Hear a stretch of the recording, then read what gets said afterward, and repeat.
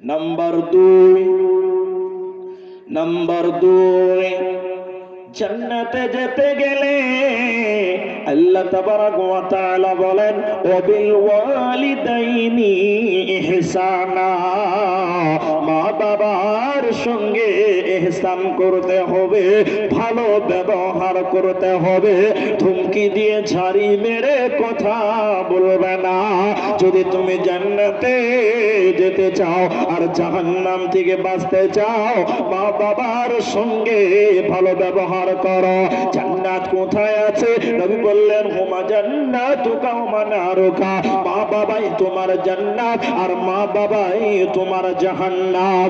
অতএব মা বাবার সেবা করো, এতে তোমাদের জন্য জান্নাত রয়েছে।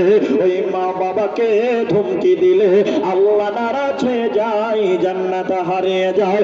আল্লাহ বলছেন নবী হে, তুমি বলে দাও খবরদার মা বাবার সঙ্গে যেন বিয়াদবি না করে।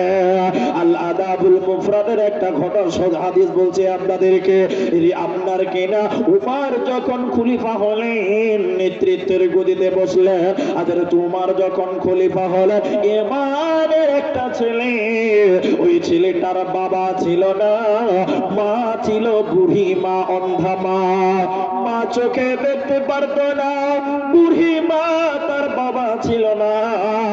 ওই ছেলেটা মনে মনে নিয়াত করলো আমি আল্লাহর ঘর জিয়ারত করব, আমি হজ করতে যাব। এই ছেলেটা হজের যাবতীয় প্রস্তুতি নিল।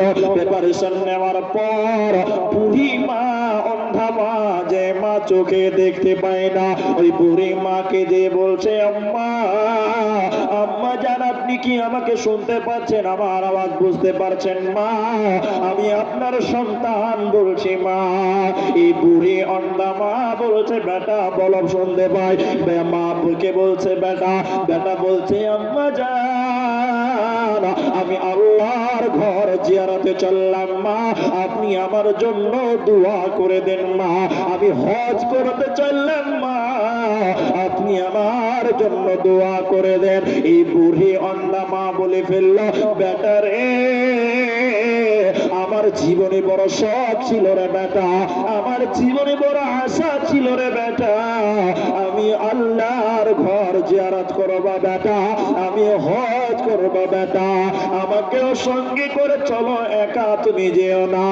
মায়ের আদেশে ফেলতে পারে না, কিন্তু বুড়ি মা, অন্ধা মা কেমন করে এই মাকে এমন থেকে নিয়ে আসবেন?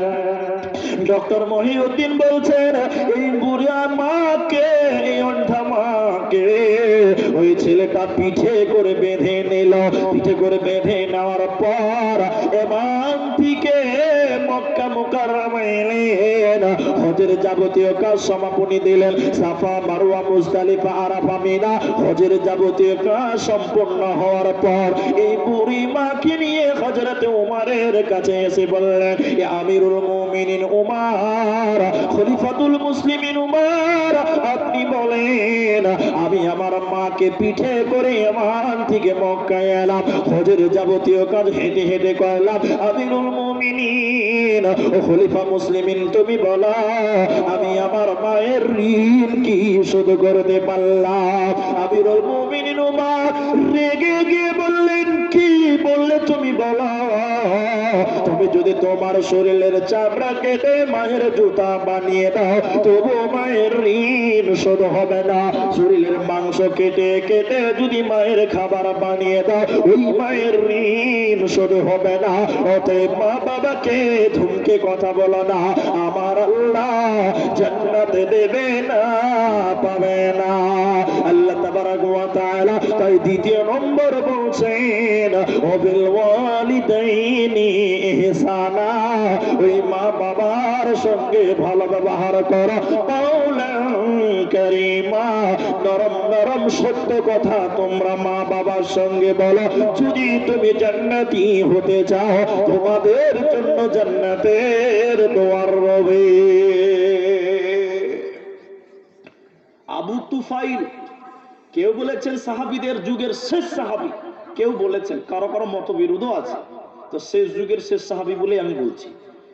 আবু তুফাইল ইনি জিজ্ঞাসা করলেন হযরতে আলী রাদিয়াল্লাহু তাআলা আনহুকে, আলী রে তুমি বলো, ও রাসূলের জামাই, ও রাসূলের জামাই তুমি বলো, নবীজি তোমার শ্বশুর তোমাকে কি এমন দিয়েছে যা অন্য কাউকে দেয় নাই?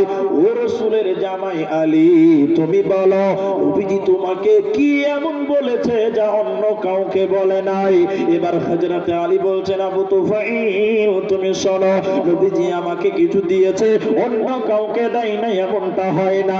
নবীজি আমাকে কিছু বলেছে অন্য কাউকে বলে নাই এমন কোনোদিন হয় না। তবে শুনে নাও আবু তুফাইল, নবী আমাকে একটা তলোয়ার দিয়েছে, তলোয়ারই দিয়েছে রে আবু তুফাইল। ওই তলোয়ারের খাপের ভিতরে, চামড়ার খাপের ভিতরে একটা চিঠি লেখা আছে, যে চিঠিটা স্বয়ং আমার নবী আমার শ্বশুর আমাকে দিয়েছে। এবার আবু তুফাইল বললেন, আলী রে ওই চিঠিটা খুলে দেখাও, ওই চিঠিতে দয়ার নবী কি লিখেছে বলা। এবার ভাইরা বন্ধুরে মায়েরা আমার, এবার হযরতে আলী চিঠিটা বের করলেন। ওই চিঠিতে নবী আমার চারটা কথা লিখেছেন বন্ধুরে আমার।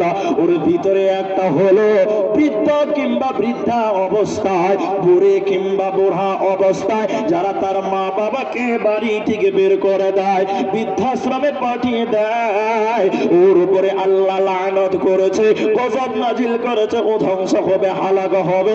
আলী তুমি বিশ্ববাসীকে বলে দাও, বৃদ্ধ কিংবা বৃদ্ধা অবস্থায় যারা মা বাবার খোঁজ নেয় না, বৃদ্ধাশ্রমে যাকে পাঠিয়ে দেয়, এদের উপরে আল্লাহ লানত করেছে, এরা জান্নাতে যাবে না, পাবে না। অতএব মা বাবাকে কষ্ট দিলে আল্লাহ জান্নাতে দেবে না, পাবে না। আচ্ছা, বাবা কাকে বলা হয়? বাবা কাকে বলা হয় একটা উদাহরণ দিই, উদাহরণ বুঝে আসবে তাইলে। আপনাদের এই গ্রামটার নাম কি ছিল? কাচন বাটি নাকি কাচনা বাড়ি, বুঝছেন? উদাহরণটা দেন, শুনেন তাহলে ভালো লাগবে, বুঝতে পারছে। একটা ছেলের বয়স 5 বছর, 4 বছর কি 3 বছর, 3-4 বছরের বাচ্চা। এই 3 বছরের ছেলেটা ঠান্ডা, জ্বর, সর্দি, তো ওকে ওষুধ আনতে হবে কিনা? তো কে যাবে? ওর বাপ যাবে। এই 3 বছরের ছেলেটাকে ওর বাবা সাইকেলের সামনে ক্যারিয়ারে বসিয়েছে, বসিয়ে ভাটল দিয়েছে ডাক্তারের খানা, বেটাকে ঠান্ডা, জ্বর, সর্দি লেগেছে। এবার এই 3 বছরের বেটাটা বাবার সাইকেলে বসে আছে, যেতে যেতে বাবা মাঠ মাঠ মাঠ মাঠ ভাটল ডাক্তারখানা যেছে, যেতে যেতে যেতে যেতে এই 3 বছরের বেটাটা রাস্তার মাঝে একটা সাইড, একটা জমি আছে, জমিতে একটা বক দেখেছে। বক বক বক বুঝেন আপনারা? সাদা, ওই ধানের জমিতে থাকবে, এরকম সু করে থাকবে, তো দেখে মনে হবে যে হযরত তাহাজ্জুদে দাঁড়িয়েছে, এরকম থাকবে, থাকবে না? তো সাদা বক দেখেছে 3 বছরের বাচ্চা। দেখবেন বাচ্চা ছেলে বেশি কথা বলে, বলে কি বলে না, একটা কথা বারবার বারবার বলে, আর বুড়া মানুষ বেশি বকে। জি, তো এই 3 বছরের বাচ্চাটা বকটা দেখেছে, তার বাপকে বলছে, আব্বাজি ওটা কি? তোর বাপ বলছে, বেটা ওটা বক। একবার হইলো, ফের একটু বলছে, বাবা এটা কি? তোর বাপ বলছে। বাচ্চা ছেলে একটা কথা বারবার বলে কি বলে না, বলে। এই একবার দুবার করতে করতে করতে করতে 65 বার বলেছে। কয়বার? 65 বার। 65 বার বাপ 65 বারই উত্তর দিয়েছে। ভালো করে শুনে, এরকম একটা কাগজে লিখেছে, অমুক তারিখ অমুক সালে তোর জ্বর, ঠান্ডা, সর্দি লেগেছিল, ভাটল নিয়ে যাচ্ছিলাম ডাক্তার বাড়ি, রাস্তার মাঝে তুই সাইডে একটা বক দেখেছিলি, তো 65 বার জিজ্ঞাসা করেছিলি সাইকেলে বসে, তখন 3 বছর ছিল, আর আমি তোর বাপ 65 বার উত্তর দিয়েছি। কাগজটা এরকম পকেটে ভরা আছে ওর বাপে। এই 3 আল্লাহর কারিশমা, ওই জায়গাতেই যেদিন ওর বেটা গেলে, ওই জায়গাতেই বেটা যাচ্ছে বাপ গেলে, আর ওই জায়গাতেই বাপ একটা বক দেখতে পেয়েছে, সেম জায়গাতে। বুড়া মানুষ, বকে বেশি, বললাম তো বকে বেশি, চোখে দেখতে পাই না, এরকম এরকম করছে, এরকম করছে। জমিরুল বেটা, কি হলো আব্বা? ওটা কি বেটা? ওটা বক। একবার হয়েছে, ফের হলে খানিক্ষণ করে, বেটা ওটা কি রে? বললাম যে বক ফের বকছো কেন? দুবার হইল। খানিক বুড়া মানুষ মনে থাকছে, কেউ কেউ মনে থাকে না, এখানে কোনো বেটা বেটা কি রে আব্বা ওটা বক। একটু পরে ফের চারবারে বলা বলছে জমিরুল এটা কি রে সালা বুড়া প্যান প্যান প্যান প্যান করে বকে চলেছে। বলছে কি বলছে, যেই ধমক মেরেছে বুড়া বাপ পকেট থেকে কাগজ বের করে বলছে বেটা অমুক দিন অমুক তারিখে তোমার 3 বছর বয়স ছিল বেটা, তোমাকেও ঠান্ডা জ্বর সর্দি লেগেছিল বেটা, একই রাস্তা দিয়ে আমি তোমাকে ডাক্তার বাড়ি নিয়ে যাচ্ছিলাম, একই জায়গাতে তুমি একটা বক দেখেছিলে বেটা, সেদিন একবার দুবার নয়, 3 বার 4 বার 5 বার 10 বার নয়, সেদিন 65 বার জিজ্ঞাসা করেছিলে বেটা, আমি তোমার বাবা 65 বার বিরতিহীন জবাব দিয়েছিলাম বেটা, আজকে জওয়ান হয়েছে আমি বুড়া হয়ে গেছে, 3 বারের পর 4র্থ বার সহ্য করতে পারলে না। অতএব বাবা কোনোদিন বিরক্ত হয় না, বাবা কোনোদিন বিরক্ত হয়নি। আজকে বাবাকে বিরক্ত হচ্ছেন কেন? আপনার বাচ্চাটার দিকে তাকিয়ে দেখেন, আপনার ছোট বেটাটার দিকে তাকিয়ে দেখেন, কত ছোট, পায়খানা পেশাব আপনাকে সাফ করতে হয়, ওইটাকে দেখে একবার মিলিয়ে নেবেন। আপনিও একদিন আপনার বেটার সমান ছিলেন, অতএব আপনার মা বাবা আপনাকে মানুষ করেছে, ওই মা বাবাকে ধ্বংস ওই ধমকে কথা বলবে না, ওদের সঙ্গে ভালো ব্যবহার করো। আল্লাহ তাবারাক ওয়া তাআলা 3 নম্বর বলছেন নবী হে তুমি বলে দাও এরা যেন মা বাবার সঙ্গে ভালো ব্যবহার করে, ধমকে কথা না বলে, নচেত জান্নাতে পাবে না, পাবে না।